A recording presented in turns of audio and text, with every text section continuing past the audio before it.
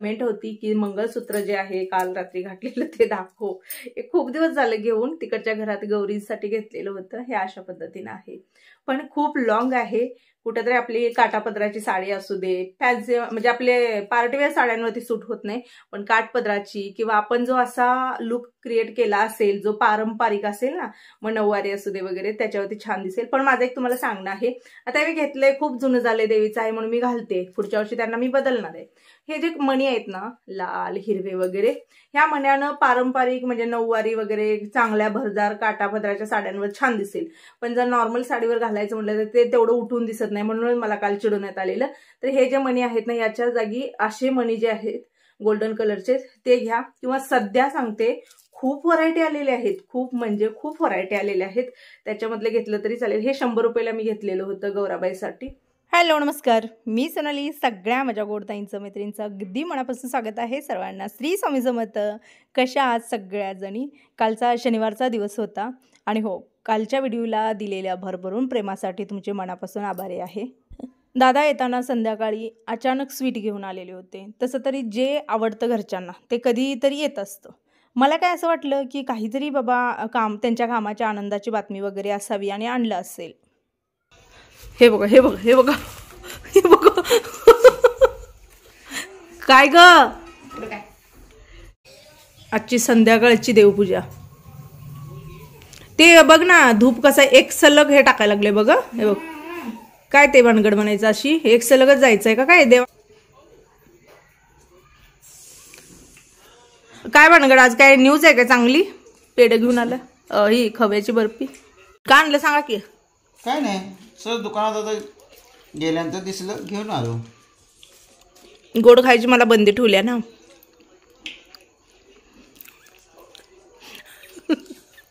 काय बोलली, काय काय ऐकवायला नाही ग? हा, बंदी आहे तुझ्यावर. आणणारा मागात पडेल त्याला.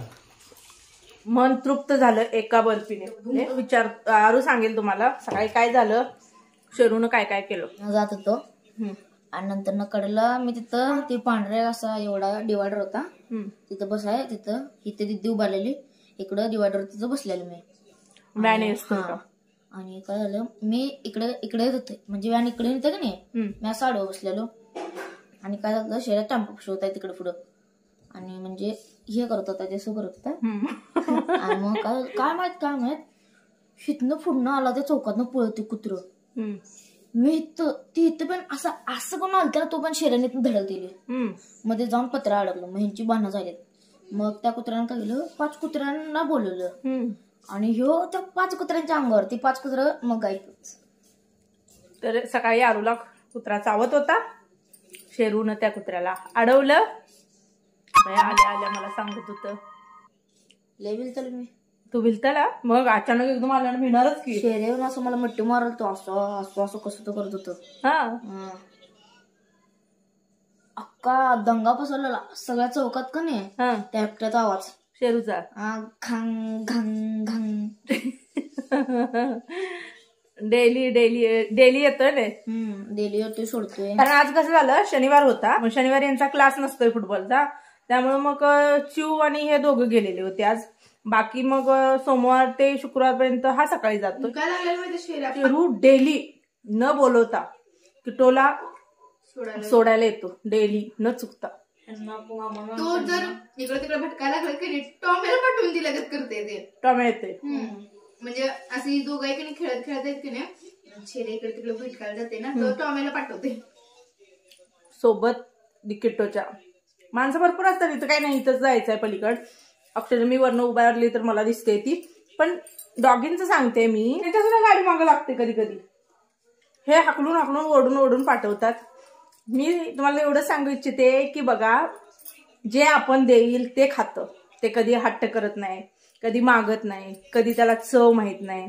ही गोष्ट मला चांगली नाही लागत, नको, ती गोष्ट मला चांगलीच लागते, ती द्या. काय आहे, काही देईल ते तुम्ही ठेवील ते पुढं खाणार आणि तुमची अशा पद्धतीने एक प्रकारची चाकरी करणार.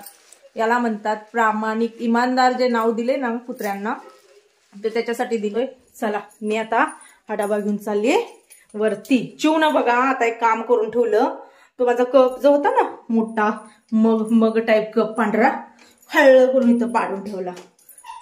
तो फुटला. जेवढा कप होता तेवढं किट्टोनं फोडलं. परवा वाटी फोडली. ह्या महिनाभरात ना पोरीनं 2-3 वस्तू फोडल्या. काय माहिती हेंद्र्यागत करायला लागली. तर फोटो जो आहे तो परवाचा इथं लावलाय. हे बघा ही जागा केली. कारण फोटो कधी पण वास्तुशास्त्रानुसारच लावावे फॅमिली फोटो. ऐक ना मला दळणीट करायचंय. हो ही जर कपडे नेऊन टाक. तुम्हाला मी म्हणलं ना मला कपड्यांचा वैताग आलाय. वास हे लागलाय. गटरीच्या पाण्यातनं मासे गोळा करून आणलेले बघा. आरूच्या हातून बऱ्याच जणांना जीवदान मिळाले म्हणायला काय हरकत नाही. ते पावसाळ्यामध्ये पाणी साठलेलं जे डबकं असतं ना त्या डबक्यामध्ये त्यानं ती जाळी जी आहे ती घेऊन गेला. त्यातनं हे मासं आणलं. एकदम बारीक बारीक बारीक होतं. मी त्या व्हिडिओमध्ये दाखवलंय बघा. आणि ते मासं ह्या फिश टँक मध्ये सोडलेले आहेत. आता ते मासे एवढे मोठे झालेले आहेत. हे बाकीचे आम्ही विकत आणलेले होते. आंबोळीला भिजत घालू दिले सोड. तरी पण तुला माहितीये नीट करून दिलं तरी पण नीट करायचं असतं. कशावर माहित तुला? अगं काय जणांना म्हणजे काय जणांना दिसत नाही. काय जणांकडे राहते जरा. मग एकदा गव्हात हे का बघा सापडलेलं ना पाला शिपूट. ते गव्हात नाही गिरणीतनं पीठ दळून आणलं होतं ना त्यात सापडलेलं पालच होती. पाल. तर ताईनं एक सांगायचं होतं तुम्हाला. जुन्या ताईंना माहित आहे पीठ चाळून कायम घेत जावा किंवा चाळून एकदम ठेवत जावा. माझ्यासोबतच घडलेला प्रसंग होता. माझं नवीन लग्न झालेलं होतं. पहिल्यापासून सवय आमच्या तिथं म्हणजे आजीपासून आईपासूनच सवय होती की पीठ कधी पण चाळून घ्यायचं. म्हणून ते आणलेला डबा होता ना मी वरचं रेग्युलर चाळून घ्यायला लागली. आणि इथपर्यंत पीठ गेलेलं होतं खाली. तोपर्यंत काही माहित नव्हतं. खाली सगळं असून पण आम्ही वरचं पीठ खाल्लेलं. आणि ज्या वेळेला मी ती चाळण अशी बुडवली पूर्ण खाली कोपऱ्याला गेली आणि त्या चाळणीवरच्या ह्याच्यामध्ये ना एवढासा शेपूट आला तुटून. मी एवढी घाबरले. मी म्हणलं ही शेपूट ह्यात कसा काय आला. कारण खाली पाल काय दिसली नाही. शेपूट मात्र तुटून आलेला होता चालताना. मग मी ग बसली नाही. बऱ्याच बायका भितात. नवीन आहे आपण लग्न झालेलं आणि कसं सांगायचं. माझ्या पण मनात तो विचार आलता की बाबा आता यात शेपूट जर निघालाय म्हणून मी घरात जर सांगितलं तर मला म्हणणार तू उघडच ठेवलं असणार. असं होणार तसं होणार असं मी विचार केला. पण नंतर मी म्हणलं नाही हे दाखवायला पाहिजे म्हणून मी बाकी कुणाला दाखवता पहिला तुमच्या दादाला बोलवून घेतलं. दाखवलं हे असं निघाले. तुमच्या दादाला थोडासा डाऊट आला म्हणून त्यांनी पूर्ण डबा जो आहे तो वतला खाली. पूर्ण डबा वतल्यानंतर पाल अखंड तिची बॉडी शेपूट तुटकी पाल पूर्ण डब्याला खाली चिकटली होती मरून. हा मग त्यावेळेला दादा म्हणले हे कसं शक्य आहे. डबा जर उघडा असता तर पालीचं वरच्यावर पडलं असतं. मग दादानं ज्यांच्यात दळतात तुझ्या पप्पानं ज्यांच्याकडे आम्ही दळण देत होतो ना त्यांना दाखवलं ते सगळं. तर त्या पालीचा डब्याला खाली आकार उठलेला होता. आकार त्यावेळेला मग त्यांनी सांगितलं की त्यांच्या गिरणीमध्ये पाली भरपूर होत्या. कारण पिठाच्या ठिकाणी पाली असतात. तर त्यांनी काय केलं त्यांनी सांगितला तो अंदाज की ज्या वेळेला आमचं धान्य जे आहे ते ओतलं आणि डबा खाली त्यांनी लावला. डबा खाली लावल्यानं वरची पाल जी आहे ती त्या डब्यात पडली असणार आहे. आणि हे जे गरम पीठ जे आहे ते पालीवर पडलेलं होतं. त्यामुळे ते त्यांना पण कळालं नाही ना आम्हाला कुणालाच कळालं नाही.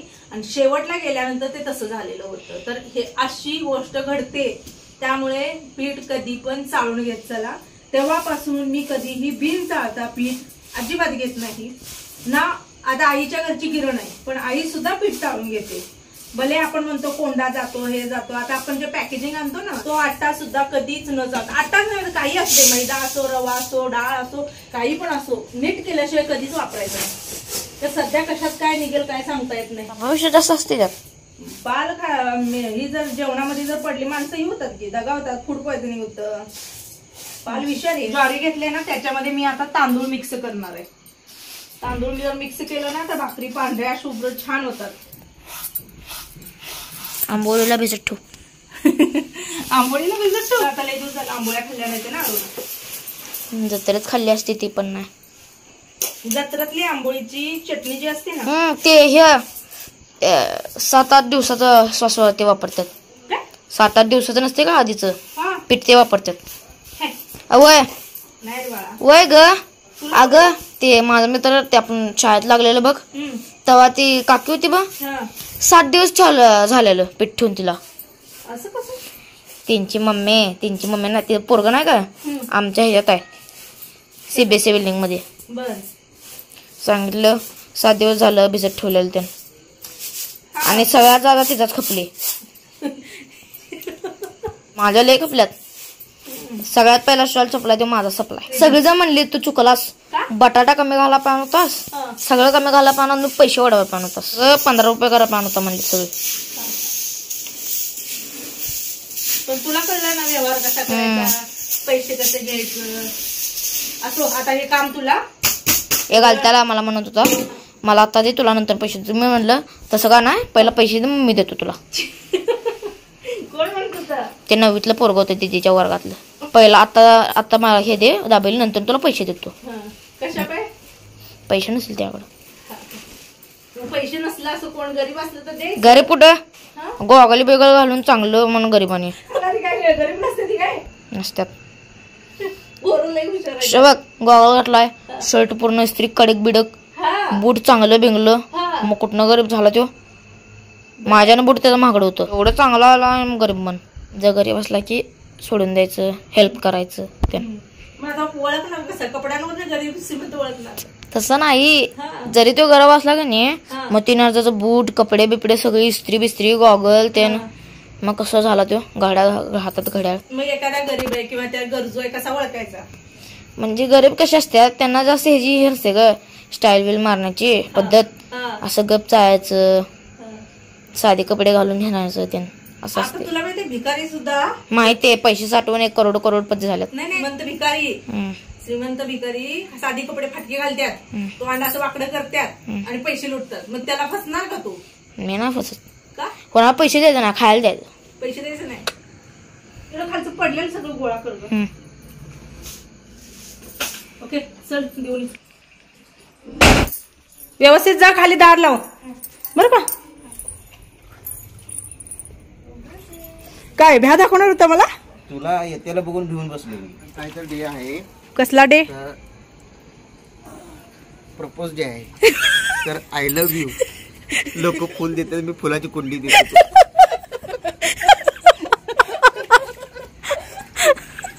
मग आता हे घे ना.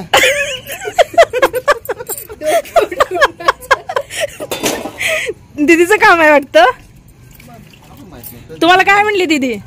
अहो पप्पा आज प्रपोज डे आहे म्हणजे. मी म्हणलं ते काय असते तर मम्मीला तुम्ही प्रपोज करायचं. बर म्हटलं येऊ दे. तर नेमकी तू वर आली तिथं बसून करणार होतो काय द्यायचं म्हणलं म्हणून कुंडी दिली का. असो थँक्यू. काय तू वय म्हणजे नाही थँक्यू. तुला कुठं वाढलंय ग? एका ताईची कमेंट आली मला रेग्युलर आहे बघा आपली ती ताई. काय म्हणते तुला काहीच कळत नाही ग. दादांना सगळं कळतंय मिरच्या वगैरे तोडताना. हो तुला काहीच कळत नाही. ताई बरोबर बोलली. बरोबर ताई मी तुमच्याशी सहमत आहे का. तुला काहीच कळत नाही हे मला पण माहिती आहे. तर त्या ताईला आज कळालं फुलं उमललेली कळत नाही. फुल तोडा आले का नाही ते कळत नाही. मिरच्या तोडा आले का ते कळत नाही. वांगी कशी लागते ते कळत नाही. उभी कसा असतोय ते कळत नाही. कसा उगवतोय ते कळत नाही. शेतकऱ्याची लेक म्हणजे. आणि कुठलं झाड कुठलं कसं कशा पद्धतीने राहते म्हणजे त्याला काय करायला लागते काय नाही हे सुद्धा तुला कळत नाही. नवऱ्यावर पावशर ठेवली. बर सगळ्यात महत्वाची गोष्ट ती आहे. संसार मात्र छान करते.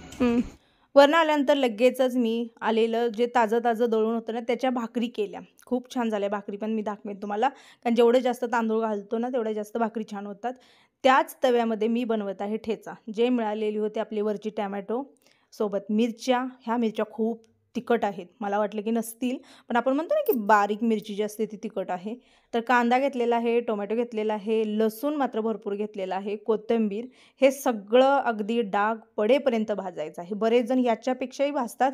म्हणजे कोणाकोणाचा खरडा ना हिरवा होतो तर कोणाकोणाचा काळपट दिसतो ते भाजण्यावरती असतं. थोडेसे घातलेले आहेत शेंगदाणे तुम्ही वाटलं तर याच्यामध्ये जिरे घालू शकता, पण जिरे मी स्किप केले.